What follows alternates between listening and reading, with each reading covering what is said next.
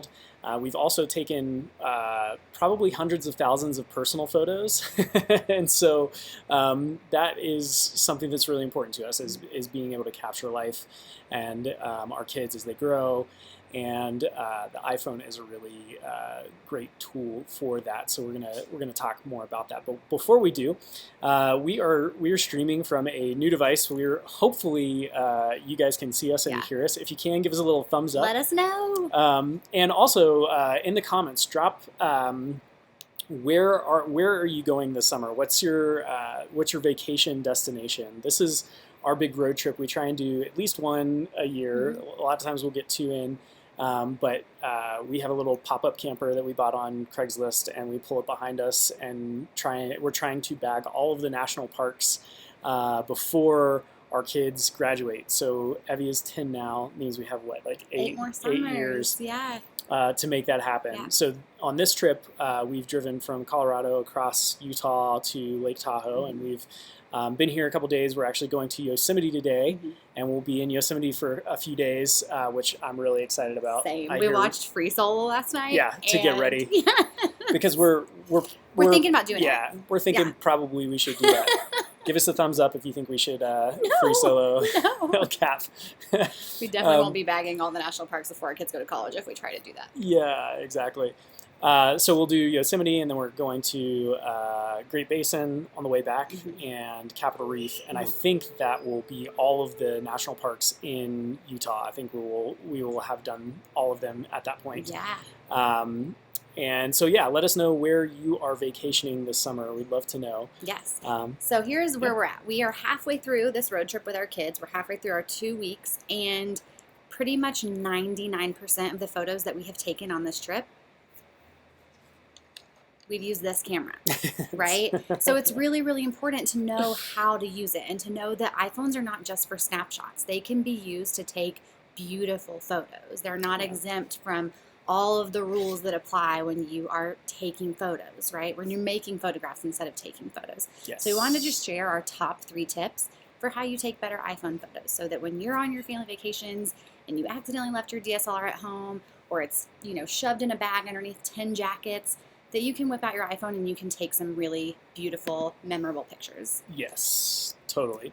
So tip number 1 is... Keep it simple. Keep it simple. Yes. Don't feel the need to overcomplicate things.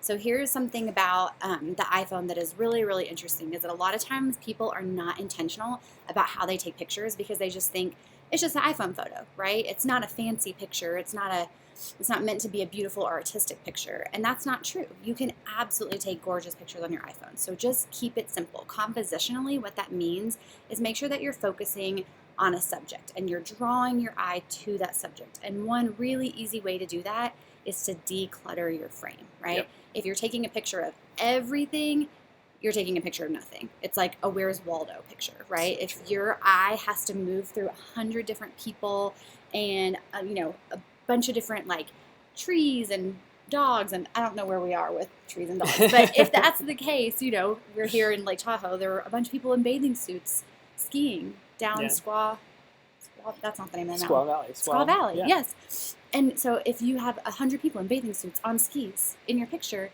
your eye's not being directed to anything. So just keep it simple compositionally. Don't feel like you have to be really quick with things. Take your time. Yes. Be intentional and make a photograph and make it simple. Totally. Yeah. And one thing about this phone, this camera, is that it's got this really nice wide angle lens. So you can include a lot, right? You can go to a city and you can take a picture of a big skyscraper. But the downside of that is that if you're just standing, where you would normally stand taking a photo, you're going to be including a lot with this lens. Yes. So there are a few different ways to kind of counteract that. The first and the easiest and the least expensive, the free way, is to move closer to your subject. When you're taking a photo, take the photo, but then experiment with your perspective. Get down low, get up high, move forward, move back. Find the frame that is most pleasing to the eye, that's the least cluttered, that draws your eye into that subject. Sometimes that might be including more, actually. But most of the time, the general rule of thumb is including less, right? So that you are able to really hone the viewer's eye into what you want them to see.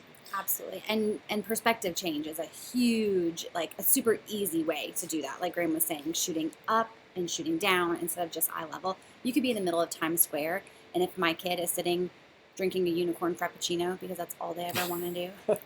We don't really let them do it very much, but as a special treat in Times Square, let's say they have a unicorn frappuccino and they're sitting, on the stairs, or the stairs called, the really crowded ones. I don't know. And I don't know I what you call shoot this. eye level, there's a gajillion people behind them. But if I shoot down on my kid, all I see is him or her and that unicorn frappuccino. There's no one else there. Or if you get below them and shoot up, then you just get the buildings and them. Totally. So using the same compositional rules that you would use when you have your fancy camera out, right? Like there are some iPhone photographers that take way better photos than some people with DSLRs, and it's because they use the rules of good photography with their iPhone. Your iPhone is still a camera, and you can make beautiful art with this camera.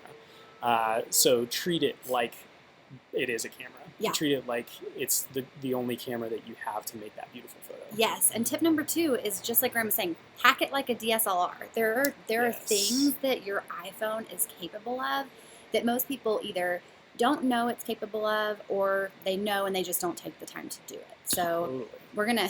This is so fancy, you guys.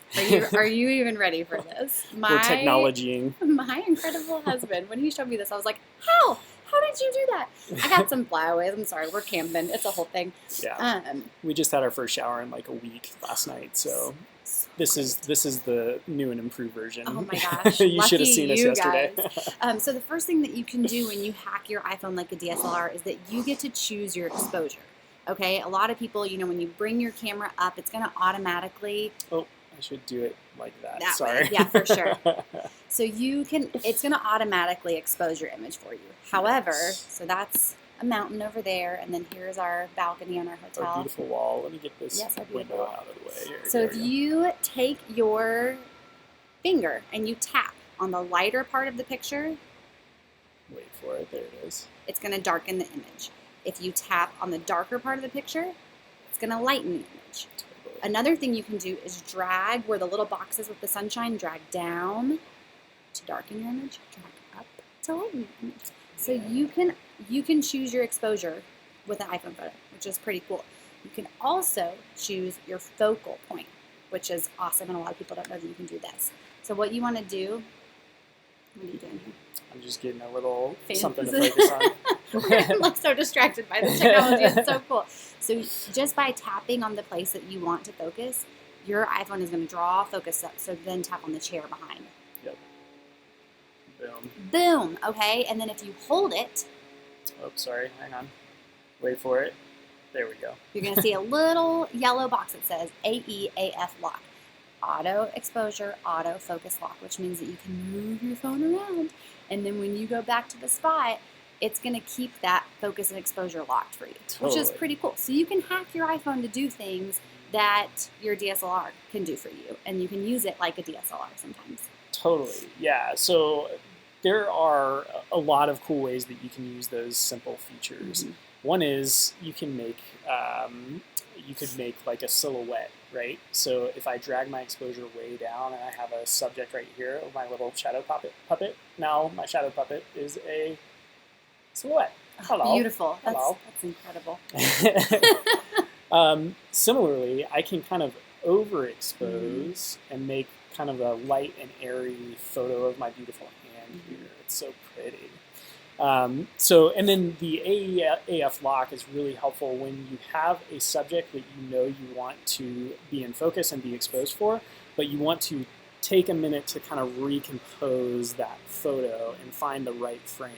So you go ahead and lock it in, and then you find your frame, and your exposure and your focus doesn't change. Yeah, and that's important because every time you recompose with an iPhone, it's going to automatically choose your exposure point and choose your focal point for you if you don't have that locked in.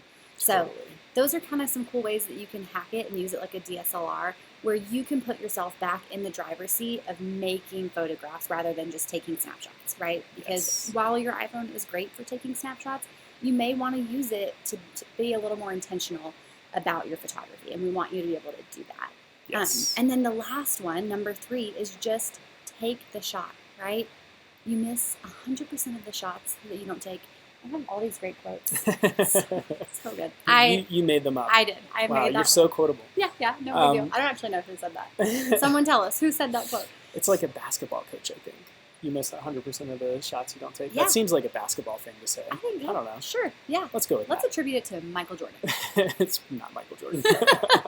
Not a guarantee. Yeah, not a guarantee. But yeah. So we did a video, was that last week or the week before, about photo storage and how easy it is to store photos these days. There are services that you can sign up for free that'll just give you lifetime 100% access to as much storage as you want for photos, right?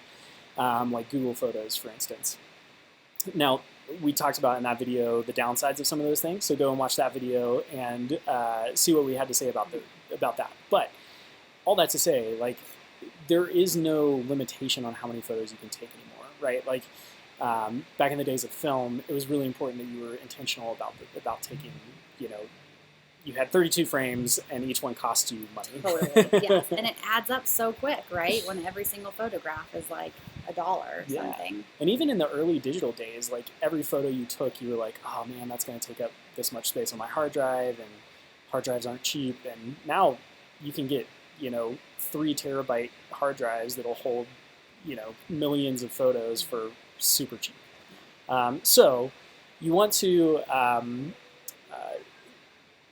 have that camera accessible and ready, and be able to say yes to capturing moments. Totally. The beauty of an iPhone is that it is so accessible. The amazing thing about iPhone cameras is that we do always have them on us, so you may as well use it, right?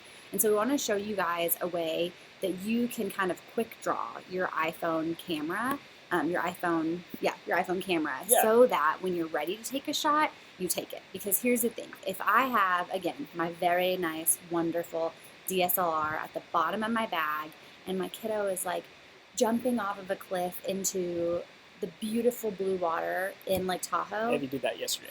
She's so brave. I was like, no. And Graham and her were like, wow!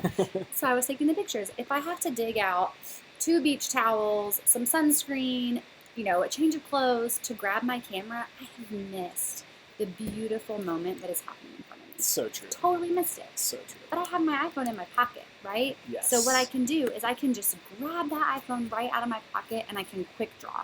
Yes.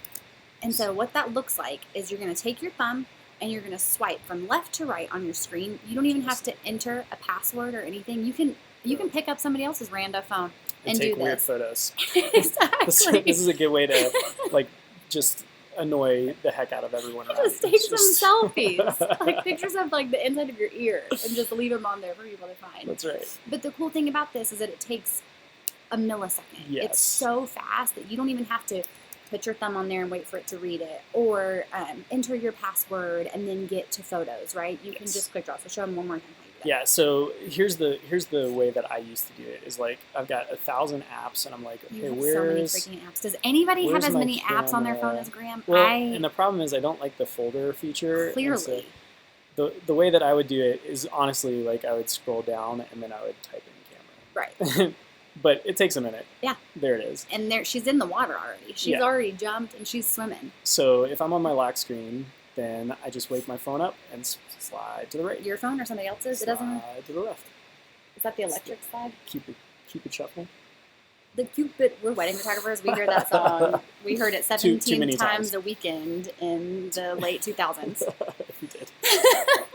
So that's a way that you can just grab your camera, somebody else's camera, any iPhone that's accessible to you, and take the shot. So don't be afraid to just take the photo. Ooh, that is not a good angle. I hate it. So those are our top 3 tips for just taking your iPhone photos and elevating them. Just take them to the next level and use what you know creatively. Use your vision. Use that kind of unique, unique perspective. That's the word. Perspective. That's the word. Use your unique perspective to start making photographs, even with your iPhone. Don't feel like you just have to use that just for snapshots, because it can be used for so much more than that. Yes, so true. So if this is the first video that you've caught and you're watching this over on Facebook, we want to let you know we have a YouTube channel, and we just hit our first milestone. We were going for 100 subscribers, and we busted through that a couple weeks ago or last week. I can't remember. This is a happy day. Time stops making sense when we're on a road trip. Oh my gosh, you guys are so lucky that we even remembered this was Friday. Ashley actually woke up this morning. She's like, "Oh, it's Friday. It's Friday Live. We need to do a Friday Live today." Yes. But head on over to our YouTube channel and hit that little subscribe button. We are our next milestone is 1,000, and when we hit 1,000, we're going to do a huge giveaway. We're going to give away some of our favorite photo things, and we're also giving away some of our photography courses that we have created just for people like you who are interested in photography, want to learn more about their cameras and get to know them. So head on over there, hit the little subscribe button, hit the like on this video. It'll help us a lot. It'll help us get in front of more people who are looking for videos about photography. And leave us a comment on YouTube and tell us, what do you want to learn about? What are you curious about when it comes to photography? Yeah. Do you want more videos like this about iPhone photography? Do you want us to talk about lighting or exposure or editing, composition or editing? We want to make videos that are helpful for you. So let us know what those things would be. And if you want to learn more about shooting in manual, we have put together a free resource. You can find it at manualbootcamp.com. You'll just go over there, you'll type in your email address, and we'll send that directly to you. That'll also subscribe you to our email list, where you'll get weekly updates on videos that we've done and lots of photo information. So we write about all different types of photo topics. We send tips and tricks on how to take better photos. So even if you don't want the cheat sheet, you can head over to that and type in your email address, and you will be on our email list, and we'll be able to send you those updates as we have them. Also, one last thing, if you're on YouTube and you subscribe and you hit the little bell, it'll notify you every time we post a new video, so you'll know whenever there's new content to watch. So we are so thankful that you tuned in today, and that you, or if you're watching this as a replay, that you watched this video. And we can't wait to see you guys in the next one. Happy 4th of July. Happy 4th for of those 5th. of you in Happy the States. 5th of July. Yes, absolutely. Thank you guys so much, and we'll see you next Friday. Yeah, see you guys. Bye. Bye.